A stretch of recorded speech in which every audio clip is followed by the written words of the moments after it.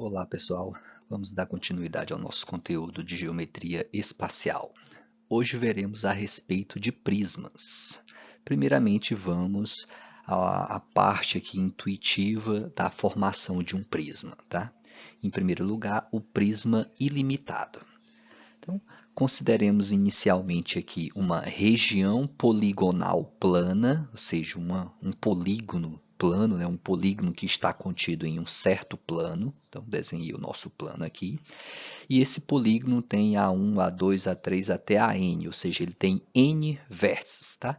Por exemplo, aqui eu coloquei um hexágono, né? São 6 lados, então terão 6 vértices. Mas vamos tomar isso, né? Vamos generalizar isso para um polígono qualquer aí, um polígono convexo qualquer de N lados ou N vértices, beleza? E agora consideremos uma reta não paralela e não contida nesse plano, ou seja, não paralela e não contida no mesmo plano da região poligonal, do nosso polígono aqui considerado, tá?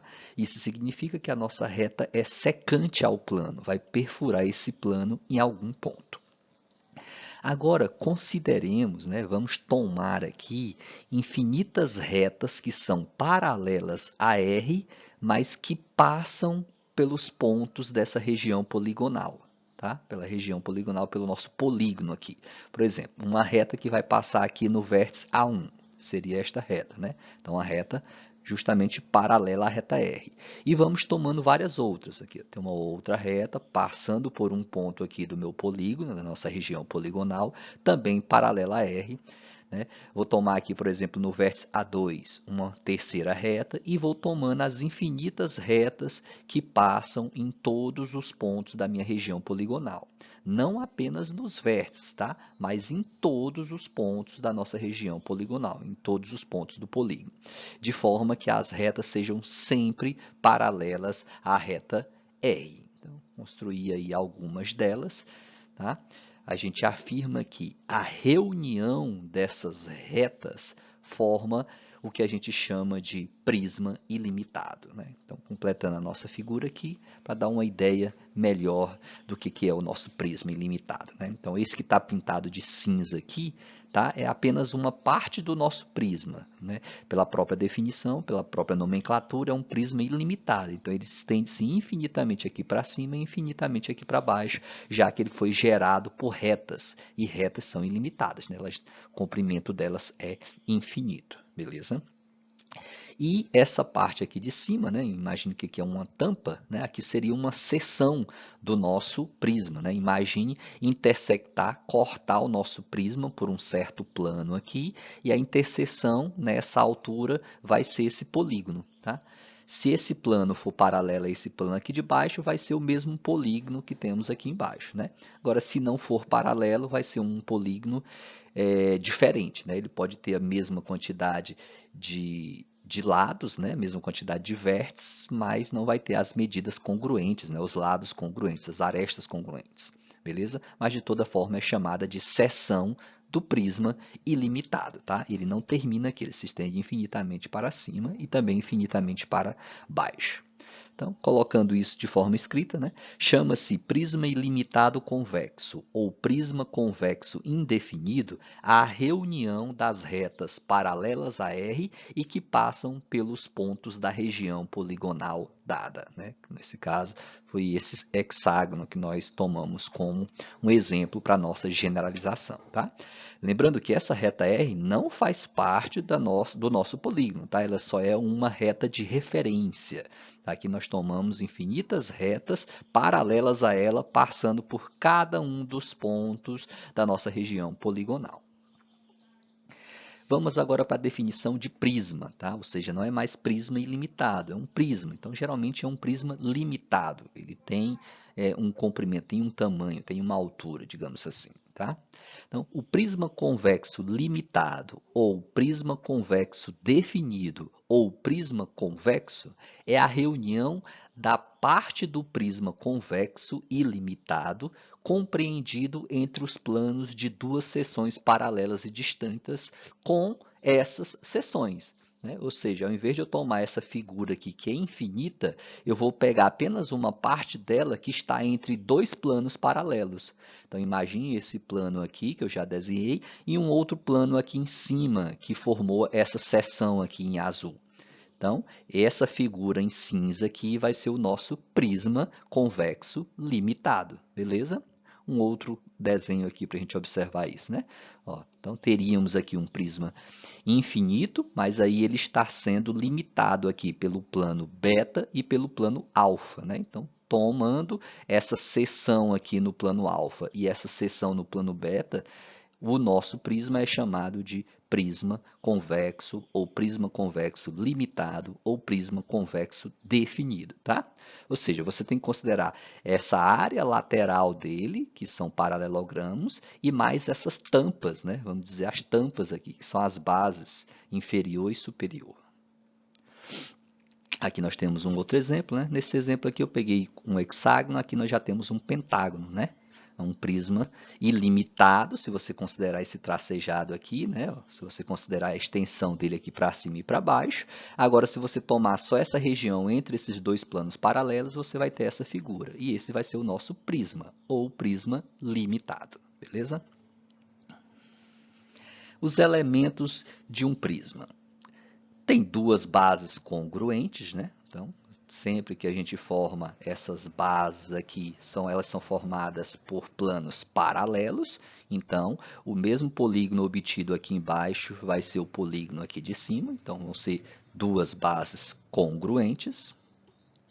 N mais duas faces, que são N faces laterais, né? Porque, imagina, se tem N arestas, significa que nós vamos ter N faces laterais, né? N paralelogramos ou N retângulos, vai depender do nosso tipo de prisma aí, tá? E de modo geral é melhor a gente tomar um paralelogramo, né? Porque todo retângulo é um paralelogramo. Então vamos ter N faces laterais, mais a face de cima e a face de baixo, que são as duas tampas. Por isso são N mais duas faces no total para todo prisma. 2N vértices, sendo que N vértices, você tem N vértices em cada base, né?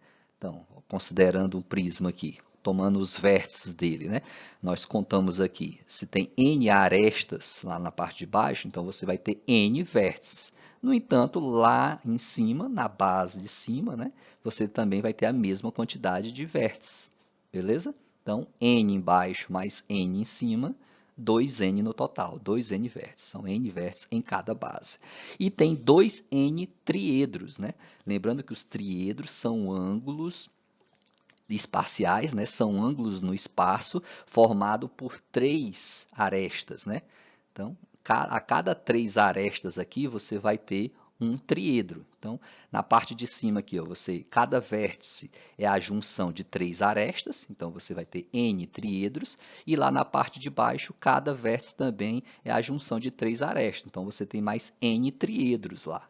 Então, N triedos embaixo e N triedos em cima vai formar 2N triedos no total. E ainda temos 3N arestas, que são N arestas laterais e N arestas em cada base, né? Ou seja, na lateral aqui, se você considerar só esses lados aqui, ó, né? Só essas laterais aqui, você vai ter um total de N arestas, né? Já que nós tínhamos N vértices lá na nossa base. Então, N arestas laterais. Olhando para a base de baixo, você tem também N arestas, que são N vértices, são N laterais. Tá? E lá na parte de cima também tem N arestas, N lados desse nosso polígono. Então, N lados, N arestas na parte de baixo, N arestas na lateral, que são os dos paralelogramos, né? Pegando só essa parte que seria equivalente à altura dele, né? Se for um reto aqui, um reto retângulo, e mais N arestas aqui em cima. Né? Então, N arestas embaixo, N arestas na lateral e N arestas em cima. Então, vai dar um total de 3N arestas para todo e qualquer prisma. Tá? E tem também 3N diedros, né? Lembrando que cada diedro é um ângulo, né? Um ângulo espacial, um ângulo no espaço, mas formado entre dois planos, entre duas faces, né? Então, se você tomar, por exemplo, essa face aqui da frente com a face de cima, tem um diedro, tem um ângulo entre essa face daqui da frente e a face de cima, é um ângulo. Entre essa face da direita e a de cima, mais outro ângulo, né? Outro diedro. Entre aquela face lá de baixo, então se você for pegando cada uma das faces laterais e juntando ela com a face de cima, você vai ter um diedro, beleza? Então, aí você vai ter um total de N diedros. Agora, se você pegar cada aresta, cada face lateral e a base de baixo, você também vai ter mais N diedros. E agora, se você pegar as arestas, as faces laterais, elas, né, com a sua consecutiva, com a sua vizinha, por exemplo, essa face aqui da esquerda com a face da frente, tem um diedro, tem um ângulo lá entre elas. Essa face aqui da frente e a face da direita também tem um ângulo entre elas aqui, um ângulo interno lá. Então, é um outro diedro. Como tem um total de N faces, você vai ter um total de N diedros, tá? Então, são N diedros entre as faces laterais, N diedros entre as faces laterais e a face de cima, e mais N diedros entre as faces laterais e a face de baixo. Então, vai dar um total de 3N diedros, ok? São observações bastante importantes para a resolução de alguns exercícios. Vejamos mais algumas informações muito importantes a respeito de prismas, né? Tomei uma figura qualquer aqui, uma representação gráfica de um prisma para a gente fazer algumas análises, tá? Tomar ainda mais alguns detalhes, alguns elementos ainda de um prisma, tá? A altura. A altura de um prisma é a distância h entre os planos da base, né? Então, é a distância entre a base, aqui inferior, a base de baixo, com a base de cima. Né? Às vezes é até estranho a gente chamar essa parte de cima de base, né? Porque geralmente quando você fala base, você sempre liga isso ao chão, ao solo, é a parte de baixo, tá? Mas é porque a gente às vezes considera um prisma, né? A gente considera ele como um todo. Então, imagine que você poderia rotacionar ele e colocar essa parte de cima aqui para baixo. Ele também poderia ser visto como uma base também, essa parte de cima, tá? Que as análises que nós fazemos aqui é em relação à área, né, total de um prisma, o volume, né, de um prisma e assim por diante. Tá? A gente não considera exatamente a localização dele no espaço, mas sim o que ele representa em termos de área, em termos de volume. Tá? Então, a altura será dada sempre pela distância entre as suas bases, né, que são seções paralelas de um prisma limitado. Né? Relação de Euler. A relação de Euler vale para todo prisma convexo, viu? Todo prisma convexo limitado, ou seja, o número de vértices menos o número de arestas mais o número de faces é sim igual ao número real 2. O que é uma seção reta ou uma seção normal de um prisma? A gente já viu falar sobre seção reta e seção normal de outras figuras anteriores, né? Então, é bem semelhante, né? É uma seção cujo plano é perpendicular às arestas laterais, né? Então, tomei como exemplo aqui, ó, esse plano está intersectando o nosso prisma e formando aqui esse polígono aqui embaixo, né? Que nesse caso está sendo um hexágono, tá? Então, se as arestas desse polígono, formar um ângulo de 90 graus com as arestas do prisma, então a seção formada aqui, o hexágono formado aqui, é uma seção reta ou seção normal.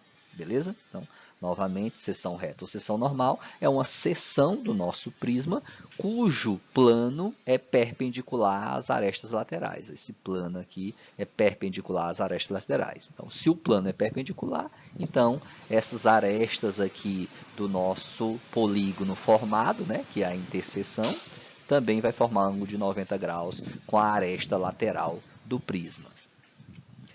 Superfície total de um prisma é a reunião das superfícies lateral com as bases. Tá? Tomar as superfícies laterais, somar as superfícies laterais com a base inferior e a base superior, ou seja, com suas duas bases. Assim você obtém a superfície total ou área total do prisma. Prisma reto é aquele cujas arestas laterais são perpendiculares aos planos das bases.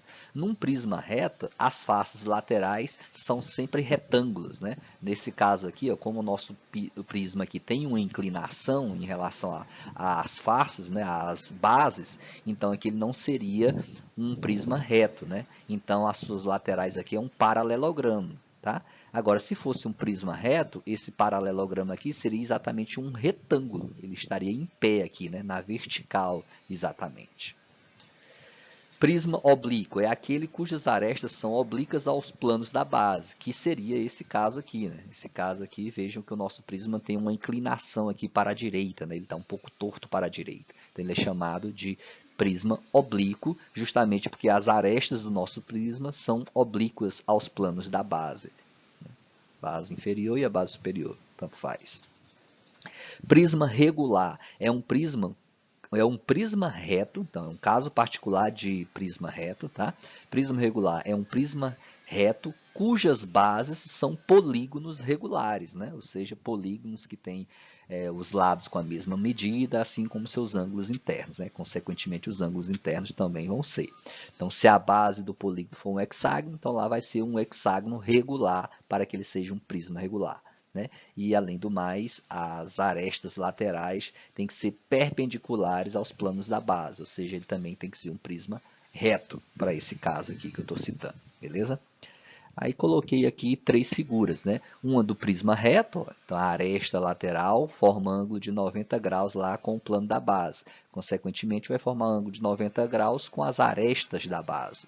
Aqui é um prisma polígono, onde a aresta lateral não forma um ângulo de 90 graus com a aresta da base, ou seja, com o plano da base. Né? Vai ter um ângulo lá diferente de 90 graus.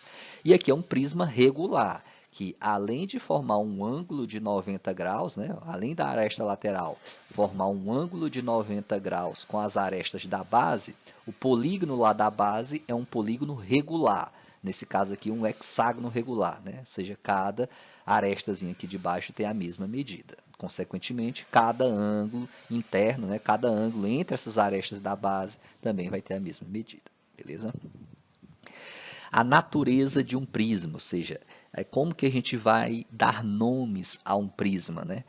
Um prisma será triangular, quadrangular, pentagonal e etc., conforme a base for um triângulo, um quadrilátero, um pentágono e etc.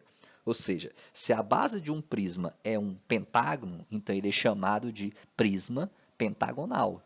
Se a base dele for um heptágono, então ele vai ser chamado prisma heptagonal.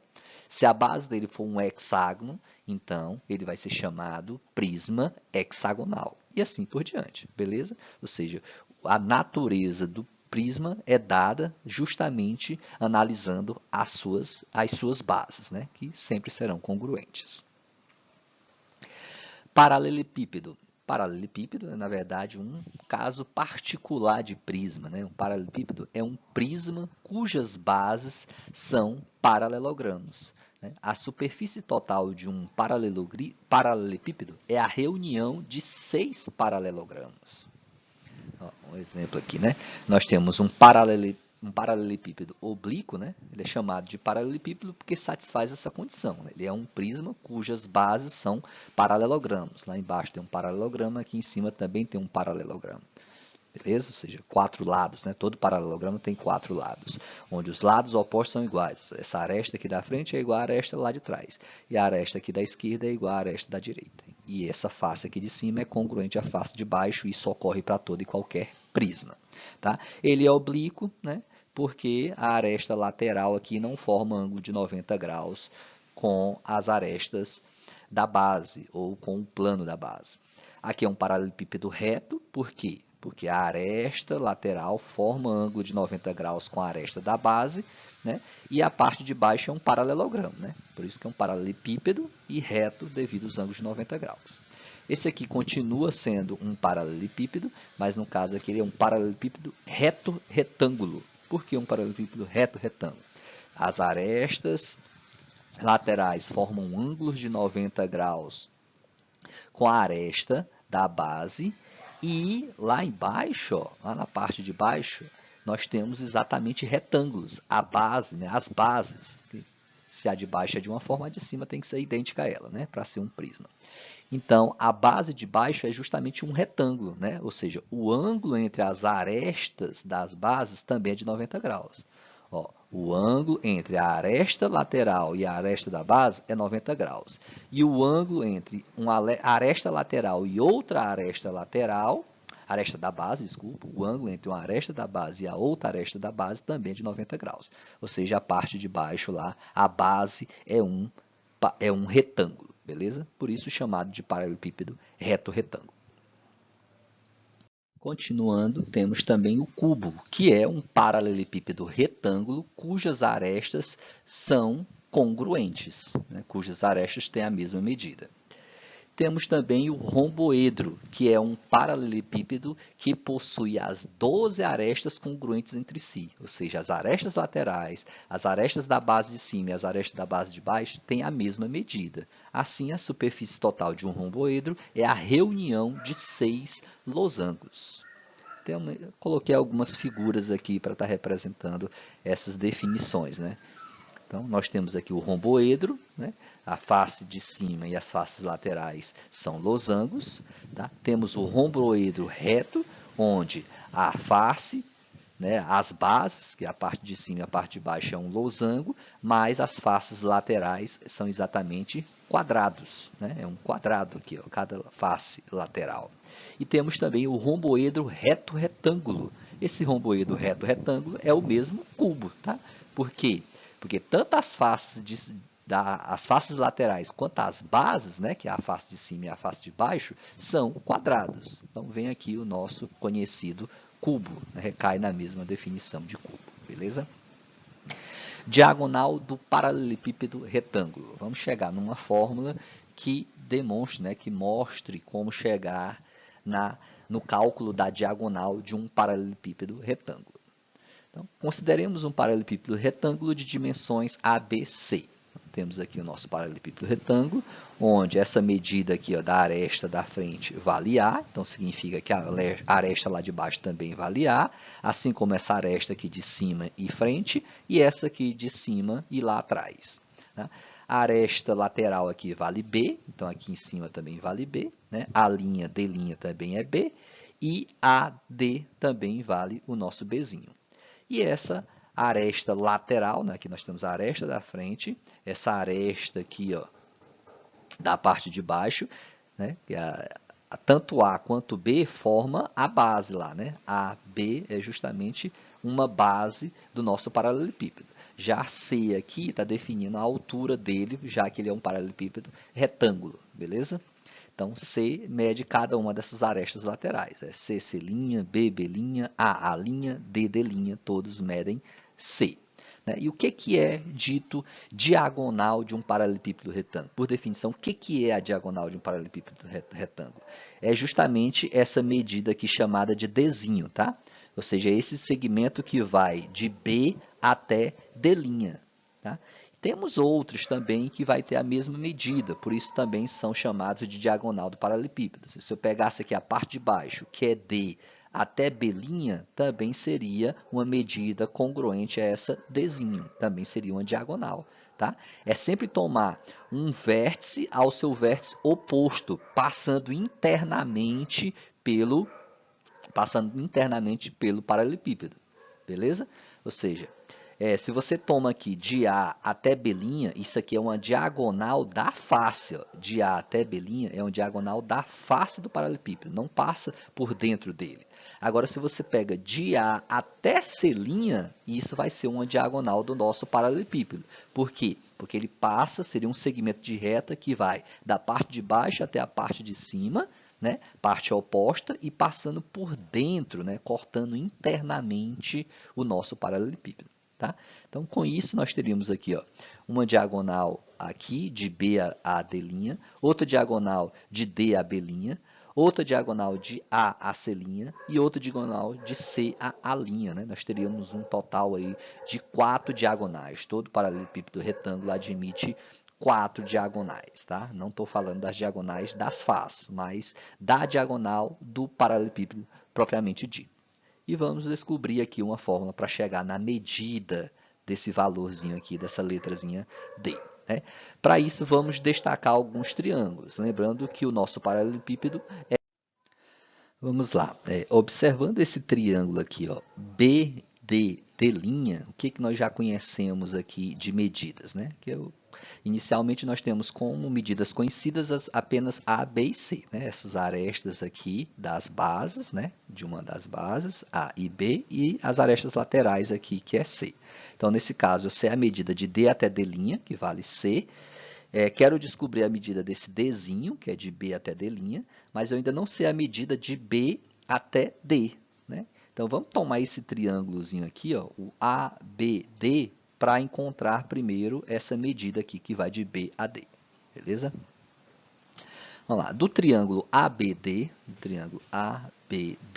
temos que, nesse caso, nós temos um triângulo retângulo, onde a hipotenusa é BD, né? Então, BD ao quadrado é igual a AB ao quadrado mais AD ao quadrado, né? Ou seja, a soma dos catetos ao quadrado. No entanto, AB vale Azinho e AD vale Bzinho, tá? Então, BD ao quadrado é igual a A ao quadrado mais B ao quadrado. Isso significa que essa medida que vai de B até D vale raiz quadrada de A ao quadrado mais B ao quadrado, beleza? Então, eu sei quanto vale esse lado aqui do nosso triângulo, destacado em verde, né? Vale Czinho, e sei quanto vale esse cateto aqui de baixo. Quero descobrir o valor da nossa hipotenusa. Então, vamos lá novamente aplicando o teorema de Pitágoras, né? Então, vamos agora destacar o triângulo BDD'. É uma seção diagonal do nosso paralelepípedo, né? É como se a gente estivesse cortando o nosso paralelepípedo por um plano, passando em BB', D', né? Formaria um retângulo, mas eu estou tomando apenas a metade dele, que é esse triângulo. Então, com isso, nós temos que a hipotenusa é BD', então BD' ao quadrado é igual à soma dos catetos ao quadrado, né? Que é o BD e o DD'. Substituindo os valores que nós já temos, né? O BD' está representando a diagonal do nosso paralelepípedo, então vai ser o D ao quadrado. O BD ao quadrado, a gente acabou de fazer um cálculo para ele, ó, BD ao quadrado vale A ao quadrado mais B ao quadrado, então simplesmente substituo o BD ao quadrado por isso, por A ao quadrado mais B ao quadrado, né? Você poderia substituir o BD por raiz quadrada de A ao quadrado mais B ao quadrado, mas como estaria A ao quadrado, então vai eliminar a raiz, por isso que ficou só A ao quadrado mais B ao quadrado, né? E o DD' vale C unidade de medida, então fica C ao quadrado. Ou seja, D ao quadrado vale A ao quadrado mais B ao quadrado mais C ao quadrado. Como eu quero saber quanto vale D, então é só extrair a raiz quadrada nos dois lados da igualdade. Raiz quadrada de D ao quadrado é D, e no segundo membro vai ficar a raiz quadrada de toda essa expressão. Então, a diagonal de todo e qualquer paralelepípedo retângulo é dado pela fórmula raiz quadrada de A ao quadrado mais B ao quadrado mais C ao quadrado, onde A, B e C são as suas dimensões, ok? Está demonstrada a fórmula aí para o cálculo da diagonal de um paralelepípedo retângulo. Vejamos agora como calcular a área do paralelepípedo retângulo. A área total do paralelepípedo é a soma das áreas de 6 retângulos. A área total do paralelepípedo é a soma das áreas de 6 retângulos, né? Ó, são os 4 retângulos laterais aqui, ó, as 4 faces laterais, mais os 2 retângulos de baixo e de cima, que são as faces de baixo e de cima, que são as bases do nosso paralelepípedo, né? Por isso, afirmamos que a área total de um paralelepípedo é sempre a soma das áreas de 6 retângulos. Assim, temos a área total é dada pela área lateral mais 2 vezes a área da base, né? Porque as bases aqui, que é a face de baixo e a face de cima, são congruentes, não é isso? Então, se você descobre a área de baixo, multiplica por 2, que aí você já vai estar considerando a área de baixo e a área de cima, tá? Então, a área total de um paralelepípedo é sempre dada pela área lateral mais 2 vezes a área da base, porque tem exatamente 2 bases. Como a área lateral é igual, vamos para o cálculo da área lateral aqui, é igual a 2AC, então, observe aqui, ó, esse retângulo da parte da frente, né? Ele tem base né? Essa parte de baixo igual a A e a altura igual a Czinho. Então, a área dele é A vezes C. Só que tem um outro retângulo congruente aí lá na parte de trás, né? A face da frente e a face de trás são congruentes, logo tem a mesma área. Então, é 2 vezes AC. Mas tem um retângulo aqui do lado direito e um retângulo do lado esquerdo que também são congruentes. Qual que é a área deles, né? Olhando para esse do lado direito aqui, é B vezes C. Então, BC é a área desse retângulo aqui do lado direito. O lado esquerdo vai ter é o mesmo retângulo, então tem a mesma área. Então, mais 2 vezes BC. Aí você encontra a área lateral do nosso paralelepípedo retângulo, né? E a área da base, ó, pega uma base aqui, ó, a área da base, a área de uma base é A vezes B, né? Que é o retângulo aqui da base. Forma a parte de baixo, a tampa de baixo da nossa caixa, a tampa de baixo do nosso paralelepípedo. Então, o produto A vezes B. Jogando na nossa fórmula, né? Portanto, a área total do paralelepípedo retângulo é igual à área lateral, que é 2AC mais 2BC, mais 2 vezes a área da base. Então, 2 vezes AB, que é a área da base que a gente acabou de calcular. Beleza? Elimina os parênteses agora, coloca o 2 em evidência, vamos obter que a área total do paralelepípedo é dado por 2 vezes AB mais BC, AB mais AC mais BC. Ou seja, é 2 vezes o produto, né? 2 vezes a soma dos produtos das suas dimensões, tomados 2 a 2. Né? A vezes B, A vezes C, B vezes C. Tudo isso, essa soma multiplicado por 2. Vejamos agora o cálculo da diagonal e área de um cubo. Então, consideremos um cubo de aresta A, como na figura aqui. Né? Temos um cubo onde as arestas medem A. Então, A na parte aqui na dimensão da frente, A nessa parte aqui lateral e A também na altura. Né? Azinho também na altura. Lembrando que o cubo é um paralelepípedo retângulo, né? Uma espécie de paralelepípedo retângulo, onde as arestas, as faces laterais e as bases são quadrados, beleza? Então, a nossa intenção aqui é obter o valor desse Dzinho aqui, né? A diagonal de um cubo. Né? Ou seja, é o segmento de reta que vai de um vértice até o seu vértice oposto, passando internamente, ou seja, passando por dentro desse paralelepípedo, que no caso é um cubo. Então, como a gente já demonstrou no slide anterior, a fórmula que vale para todo o paralelepípedo retângulo, e o cubo é um caso particular de paralelepípedo retângulo, a gente pode fazer o uso desta fórmula. Né? Ela dizia o quê? Né? Como um cubo é um paralelepípedo retângulo de dimensões A e B igual a A e C igual a A, ou seja, A e A, então, usando a fórmula que nós demonstramos no slide anterior, a diagonal do cubo é dada por raiz quadrada de A ao quadrado mais A ao quadrado mais A ao quadrado, ou seja, raiz quadrada de 3A ao quadrado. Só que A ao quadrado, por A ser um valor não negativo, né? Aqui a gente está tratando de distâncias, de comprimentos, então a raiz quadrada de A ao quadrado é A gente tira aqui da raiz, então vai ficar D igual a raiz de 3. Beleza? Então, para obter a diagonal de qualquer cubo, basta multiplicar o valor, né, a medida da sua aresta, por raiz de 3. E a área total de um cubo, né? Sabemos que a área total de um paralelepípedo é dada por essa forma, 2 vezes AB mais AC mais BC, onde A, B e C são as suas dimensões. Como o cubo tem dimensões iguais, então substitui o B por A e o C também por A. Então, vai ficar 2 vezes A quadrado mais A quadrado mais A quadrado. Essa soma desses 3A quadrados, né? Vai dar 3A ao quadrado, e 2 vezes 3A ao quadrado dá exatamente 6A ao quadrado. Então, a área total de todo e qualquer cubo é 6 vezes o quadrado da medida de uma de suas arestas. Volume de um sólido. Vejamos uma definição aqui para a gente ter uma ideia intuitiva de como obter o volume de um sólido, como preencher internamente um sólido.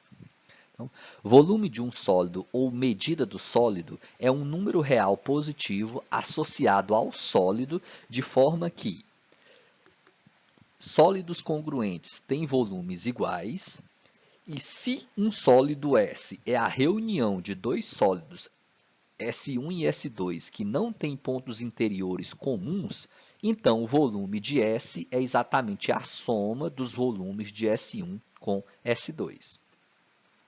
Assim, os sólidos são medidos por uma unidade que, em geral, é denominada cubo, ou seja, 1 centímetro cúbico, 1 metro cúbico, 1 decímetro cúbico, 1 quilômetro cúbico, né? Qualquer medida de comprimento elevado ao cubo, né? Unidade de medida ao cubo.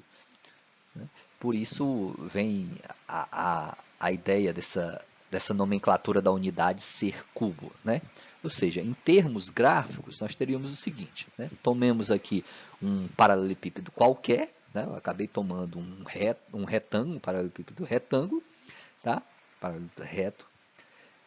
E a ideia aqui de volume é justamente a ideia de preenchimento desse sólido com a maior quantidade de cubos possíveis. Tá? A gente toma como unidade um cubo de dimensões unitárias, ou seja, as arestas medem exatamente uma unidade de medida. Se a unidade de medida do nosso problema for centímetros, então a gente vai preencher ele aqui com cubos medindo 1 centímetro cúbico. Se a unidade de medida considerada for metro, então a gente vai tentar preencher o nosso sólido com cubos de 1 metro cúbico. E assim por diante. Tá? Ou seja, é sempre tomar o cubo como sendo a unidade de preenchimento do nosso sólido. Lembrando que não é obrigado a preencher o nosso sólido com quantidades inteiras de cubos, né? Muitos sólidos não vai caber quantidades inteiras da nossa unidade, do cubo unitário, né? Às vezes, para ele ser preenchido, na maioria das vezes, vai precisar apenas de parte desse cubo. Tá? Só que a parte de a parte da unidade, a parte de um todo, é muito simples de ser obtida. Por isso, a ideia de se utilizar sempre um cubo unitário para o preenchimento de um sólido, ou seja, para o cálculo do volume de um sólido. Vejamos a definição do volume do paralelepípedo retângulo, né? Que é o caso mais simples deles, e a partir dele a gente consegue estabelecer o volume de outros paralelepípedos. Seja PABC, né? P de ABC, o paralelepípedo retângulo de dimensões A, B e C, vamos medir esse paralelepípedo com o cubo unitário, isto é, com o paralelepípedo P1, significa um paralelepípedo de dimensões 1, 1 e 1. Beleza? É apenas nomenclaturas aqui utilizadas para representar paralelepípedos. Tá? P de ABC representa um paralelepípedo de dimensões A, B e C. E P1 representa justamente o cubo unitário, ou seja, um paralelepípedo retângulo de dimensões 1, 1 e 1. Então, calcular o volume desse paralelepípedo retângulo é observar e verificar quantos cubos unitários cabem internamente a ele, né? Preenche por completo esse cubo. Então, tomaria um cubo idêntico a esse, mais outro cubo, e assim eu vou preenchendo a quantidade de cubos necessários para a obtenção do preenchimento total desse sólido. Com essa obtenção, né, com a quantidade desses cubos, lembrando que não precisa ser um número inteiro, né? Por exemplo, aqui eu coloquei 2 cubos, se eu colocasse um terceiro cubo aqui, ele passaria aqui a parte dele para fora da nossa figura, então você tem que desconsiderar essa parte que vai ficar fora, tá? Mas como o cubo é unitário, ou seja, tem dimensões igual a 1, esse produto fica fácil de ser feito. A multiplicação por 1 é muito simples, não é isso? Daí a sacada, né? Daí a genialidade de quem criou o cubo unitário como a unidade de medida para o paralelepípedo retângulo. O produto por 1 é muito simples de ser feito. Então, se A aqui tivesse um valor, vamos supor, de 3 unidades de medida, então 3 vezes 1 daria 3, então caberia exatamente 3 cubos aqui. Se o A tivesse um valor real de 2,5, então significaria que 2,5 vezes 1 é exatamente 2,5. Significaria que caberia aqui 2 cubos e meio, considerando essa parte da frente do nosso paralelepípedo. Entendeu? Assim como a parte lateral e assim como a sua altura. Então, o produto dos cubos que vão caber aqui né, a soma dos cubos que vão caber aqui internamente vai nos dar o volume desse paralelepípedo. Com isso, a gente vai ter A cubos aqui na frente, B cubos aqui na lateral e C cubos na sua altura para o preenchimento total da nossa figura. Ou seja, a medida do volume de um paralelepípedo retângulo é dada pela quantidade de cubos unitários que cabem no paralelepípedo. Ou seja, o volume é dado pela medida de A, porque é A vezes a quantidade de cubos que tem aqui, medida de B, que é B vezes a quantidade de cubos unitários que preencheriam a sua lateral, mais a medida de C, que é a quantidade de cubos que preencheriam a altura do nosso paralelepípedo. Aí eu teria o preenchimento completo do nosso sólido em questão. Ou seja, o volume vai dar o produto de A vezes B vezes C. Portanto, o volume de um paralelepípedo retângulo é justamente o produto de suas dimensões. Observações. Tomando como base a face de dimensões A e B, ou seja, essa face aqui de baixo, tomando essa face de baixo como sendo a base do nosso paralelepípedo retângulo, indicado por Bzão, então a área dessa base vai ser dada por Azim vezes Bzim.